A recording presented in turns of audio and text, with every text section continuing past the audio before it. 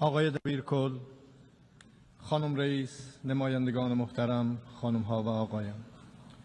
And I quote, better together, 80 years and more of peace, development, and human rights, unquote, is in truth a summons to solidarity and to a shared vision of a brighter future. Our religious conviction, as well as the call of the prophets, rests upon the equality of the rights of all human beings. That which renders man more worthy is piety, namely truthfulness, wisdom, purity, and benevolence. The bedrock of all divine religions and of the human conscience is this golden maxim, that which you would not approve for yourself, do not approve for others. Jesus Christ, peace be upon him, once said, act towards others as you would have them act towards you. The Prophet of Islam, peace be upon him, said, none of you is a true believer unless he desires for others what he desires for himself. The sage Hillel, the elder, expressed the essence of the Torah as such, that which is hateful unto thee do not do unto thy fellow. In the traditions of the Orient, likewise, the central teaching is this very principle, and secular schools of ethics grounded in reason and conscience have arrived at the same conclusion. Excellencies, is this the state of our world?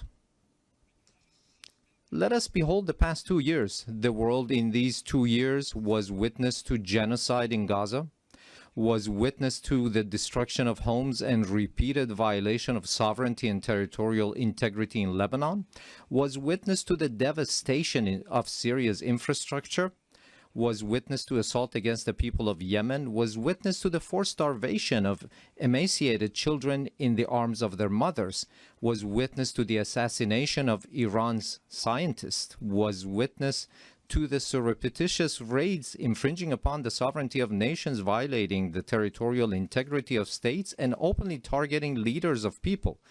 And all of this under the full support of the most heavily armed regime in the face of the earth, and under the pretext of self-defense. Would you countenance such things for yourselves? Who is the disturber of the stability of the region and the world? Who is the actual threat against international peace and security? Who is the violator of the golden moral maxim of mankind?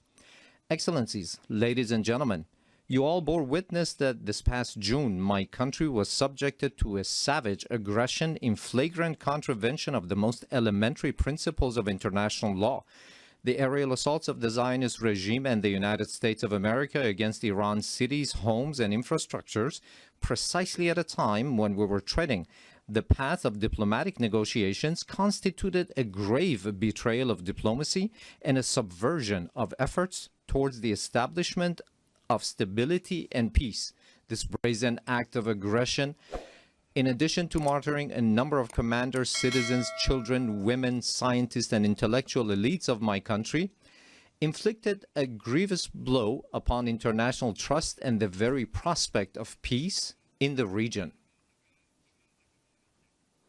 Should we fail to confront such perilous breaches of international norms, these aberrations shall spread to engulf the world. The assault upon nuclear facilities under safeguards and international supervision, the open attempt to assassinate leaders and duly constituted officials of UN member states, the systematic targeting of journalists and members of the press, and the killing of human beings who solely by the reason of their knowledge and expertise are converted into military targets. Again, would you countenance such acts for yourselves? With this behavior, they have killed at the very least over 35,000 innocent civilians in Gaza. They have deprived them of food, drinking water, medication, and proper health care. Those who have perpetrated such crimes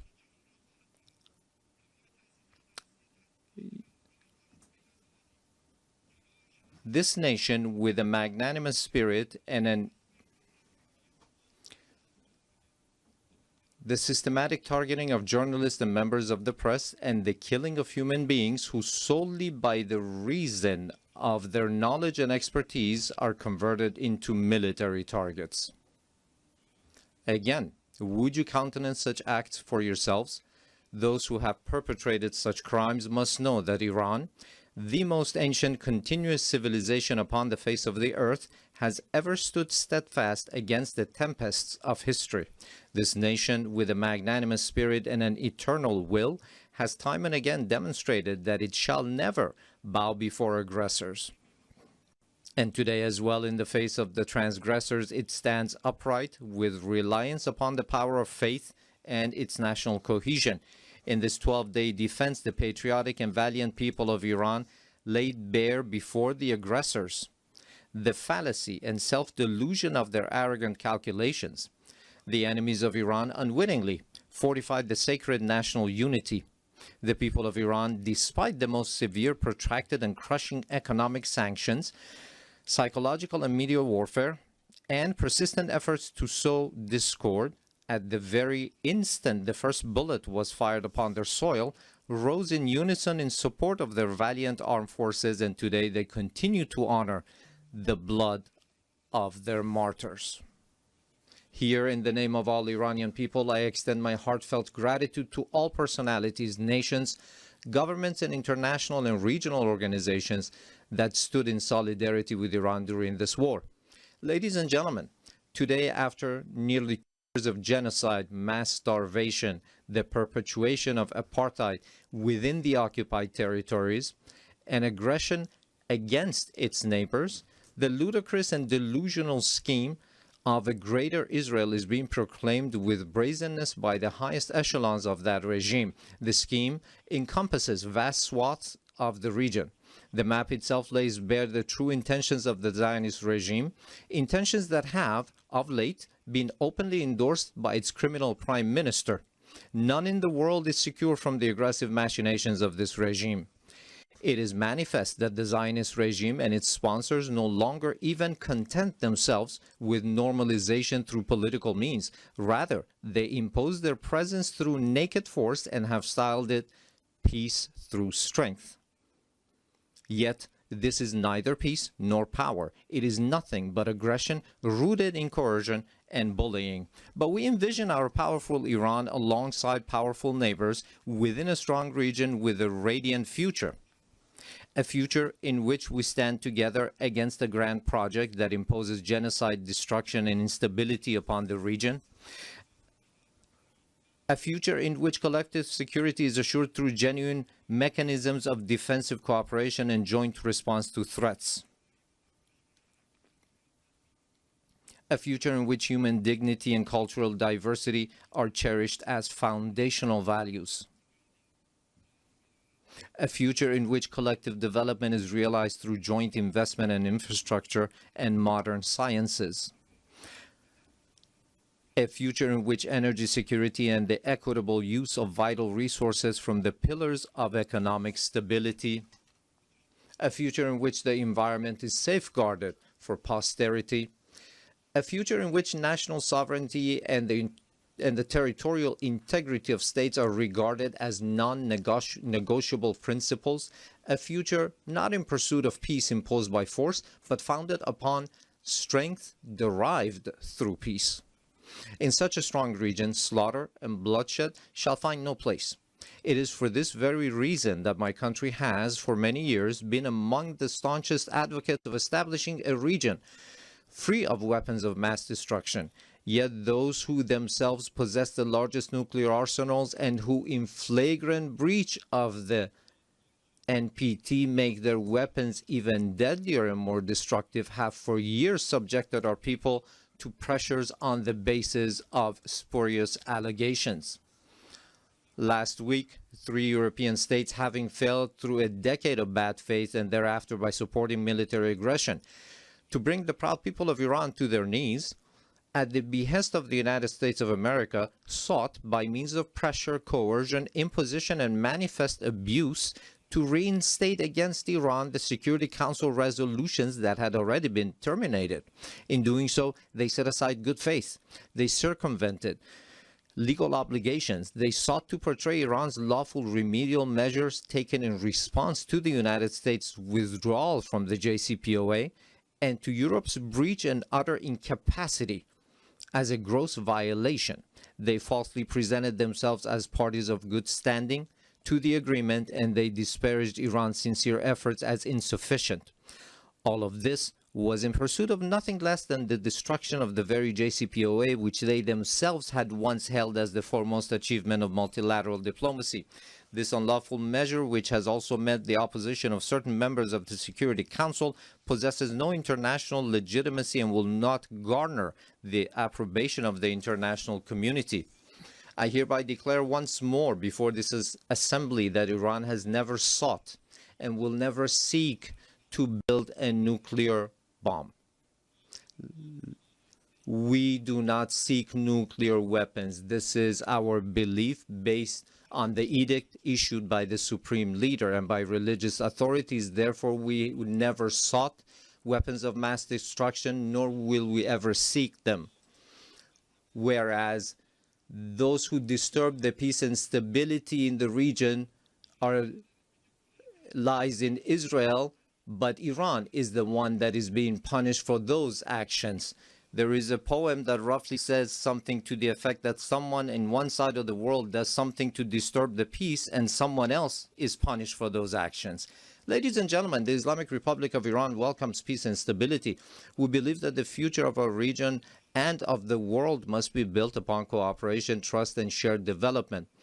In this framework, Iran supports the peace process between the Republic of Azerbaijan and the Republic of Armenia and hopes that its outcome shall be enduring and serve as a foundation for improved relations between these two neighboring states. Iran also hopes that the efforts to bring an end to the war in Ukraine may result in a just and lasting agreement between Russia and Ukraine and bring solace to the human suffering caused by this crisis. Iran welcomes the defensive pact between the two brotherly Muslim countries, the Kingdom of Saudi Arabia and the Islamic Republic of Pakistan, as a beginning for a comprehensive regional security system with the cooperation of the Muslim states of West Asia in the political, security, and defense domains. Finally, Iran condemns the criminal aggression of the Israeli regime against Qatar, which resulted in the martyrdom of a number of Palestinian and Qatari nationals, and declares its support and solidarity with the government and people of Qatar. Ladies and gentlemen, true security is not achieved through force, but through confidence building, mutual respect, regional convergence, and multilateralism grounded in international laws. Based on this foundation, a call upon all to practice listening to one another instead of raising voices, to re-examine the intellectual premises of polarization and political violence, which today ensnares not only the international community, but also renders societies internally with tension and turmoil. To uphold as the common denominator of all beliefs and cultures the principles that whatever we do not approve for ourselves, we should not impose upon others, instead of distorting concepts and narratives with biased interpretations. To restore and rehabilitate the credibility of international laws, institutions, and mechanisms, and to commit to the establishment of a regional system of security and cooperation in West Asia. Ladies and gentlemen, we Iranians have extended our power in the world not by producing and employing nuclear weapons, nor by the slaughter of hundreds of thousands in the 20th century, nor by genocide and the imposition of starvation upon the children in Gaza in the 21st century, and not even through the historic empires of Iran, but rather through a culture of human fellowship and the message of empathy of universal sages such as Rumi, Hafiz, Saadi, who 8 centuries ago declared, "Human beings are members of a whole, in creation of one essence and soul. If one member is inflicted with pain, other members uneasy will remain. If you have no sympathy for human pain, the name of human you cannot pertain.